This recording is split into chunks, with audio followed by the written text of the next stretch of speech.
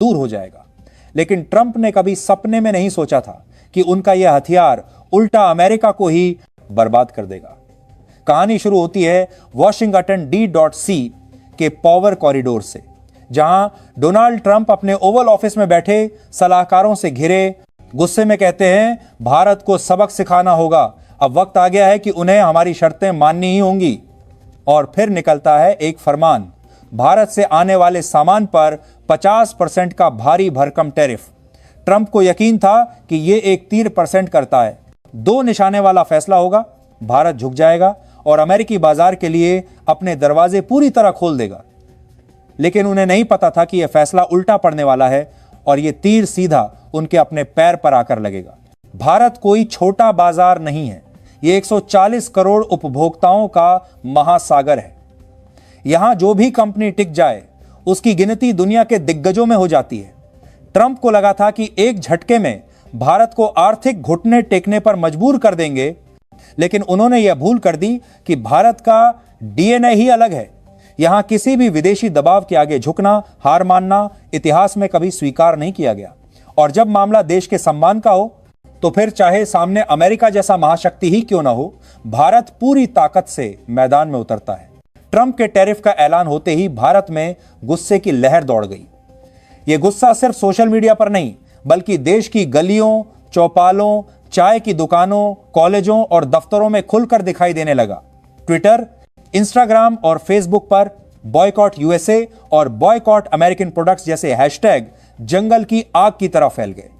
लोग खुलेआम अमेरिकी कंपनियों के खिलाफ बोलने लगे, अगर हमारे सामान पर टैरिफ लगाया तो हम तुम्हारे सामान को हाथ भी नहीं लगाएंगे।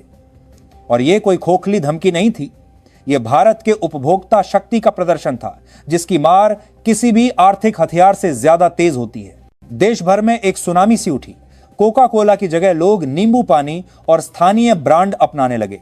एप्पल की जगह भारतीय स्मार्टफोन कंपनियों की बिक्री में तेजी आ गई। डोमिनोज पिज्जा और स्टारबक्स जैसी कंपनियों के आउटलेट पर ग्राहकों की संख्या में गिरावट देखने को मिली। यहां तक कि अमेजन और वॉलमार्ट जैसी ई-कॉमर्स दिग्गजों को भी भारतीय ग्राहकों के बहिष्कार का सामना करना पड़ा। यह एक सोची समझी रणनीति थी, भारत के बाजार में इन कंपनियों की अरबों डॉलर की कमाई को चोट पहुंचाना और 2 हेंती अमेजन और वॉलमार्ट जैसी ई-कॉमर्स दिग्गजों को भी। भारत जानता था कि अगर इन कंपनियों के मुनाफे पर असर पड़ा तो यही कंपनियां व्हाइट हाउस पर दबाव डालेंगी कि भारत से टकराव खत्म करो। लेकिन कहानी यहीं खत्म नहीं होती। ट्विस्ट तब आया जब अमेरिका के अंदर ही ट्रंप के खिलाफ माहौल बनने लगा। अमेरिका के प्रतिष्ठित थिंक टैंक डेमोक्रेसी इंस्टीट्यूट ने एक राष्ट्रव्यापी सर्वे कराया और उसके नतीजे ने ट्रंप के आत्मविश्वास की नींव हिला दी। सर्वे में सामने आया कि 53% अमेरिकी नागरिक मानते हैं कि भारत पर लगाया गया टैरिफ गलत और अनुचित है। केवल 43% लोग ही ट्रंप के फैसले के साथ थे। यह सीधा संकेत था कि बहुमत अमेरिकी जनता इस ट्रेड वॉर में अपनी ही सरकार के खिलाफ और भारत के साथ खड़ी है। यह ट्रंप के लिए सिर्फ एक झटका नहीं, बल्कि उनके राजनीतिक भविष्य पर भी एक बड़ा सवाल चिन्ह था। अमेरिकी जनता के इस विरोध की वजह भी बेहद दिलचस्प है। अमेरिका का दोहरा रवैया। एक तरफ अमेरिका भारत पर रूस से तेल खरीदने का आरोप लगा रहा था, तो दूसरी तरफ सच्चाई यह थी कि भारत ने उसी साल अमेरिका से तेल आयात में 50% की भारी बढ़ोतरी की थी। जुलाई में यह आयात 23% और बढ़ गया था। पिछले 3 सालों में भारत के कुल तेल आयात में अमेरिका का हिस्सा 3% से बढ़कर 8% हो चुका था। यानी भारत अमेरिका को फायदा दे रहा था, उसके तेल उत्पादकों की जेब भर रहा था और बदले में अमेरिका भारत की पीठ में छुरा घोंप रहा था। यह धोखा भारतीय जनता और नेताओं दोनों को साफ दिख रहा था। भारत ने अब अपना सबसे बड़ा रणनीतिक हथियार निकाल लिया, 140 करोड़ लोगों का उपभोक्ता बाजार।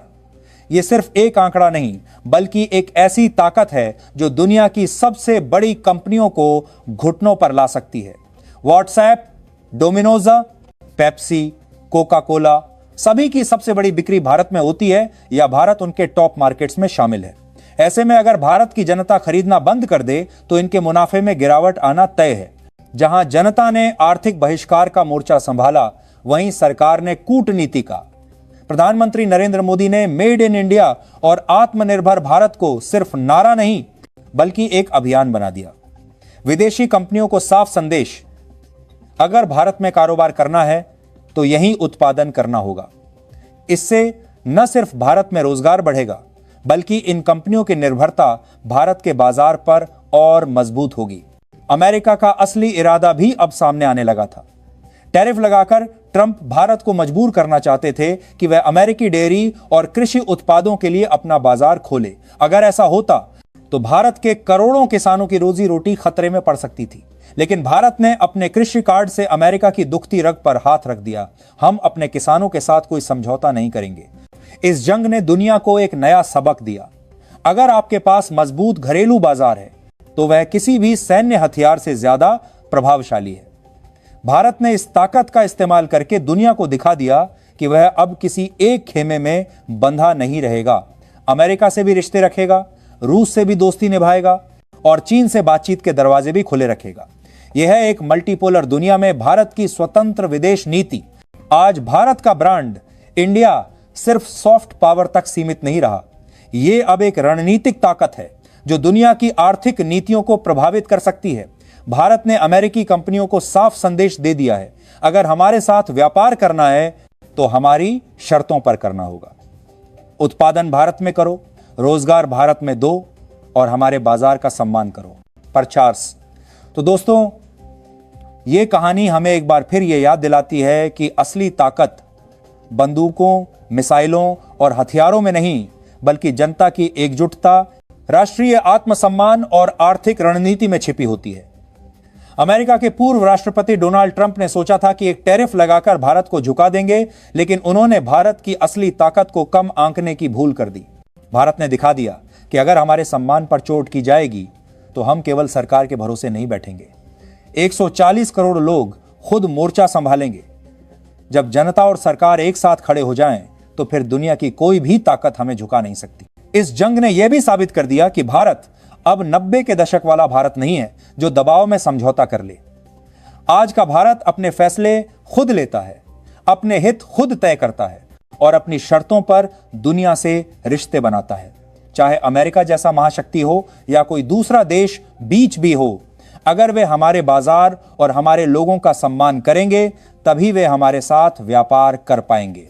यह सिर्फ एक ट्रेड वॉर नहीं, बल्कि आने वाले समय की एक चेतावनी है कि भारत अब आर्थिक गुलामी नहीं, बल्कि आर्थिक आत्मनिर्भरता की ओर बढ़ रहा है। और इस राह पर भारत अकेला नहीं, बल्कि उसके साथ उसकी जनता है, उसकी युवा शक्ति है, उसका विशाल उपभोक्ता बाजार है और सबसे बढ़कर उसका अटूट आत्मविश्वास है। दोस्तों, दुनिया आज देख रही है कि भारत ने अपने घरेलू बाजार को एक रणनीतिक हथियार में बदल दिया है। यह हथियार बिना गोली चलाए दुश्मन की नींव हिला सकता है। अमेरिकी कंपनियों को भी अब समझ आ रहा है कि अगर उन्होंने भारत के साथ सम्मानजनक रिश्ता नहीं बनाया तो उनके अरबों डॉलर दांव पर लग जाएंगे।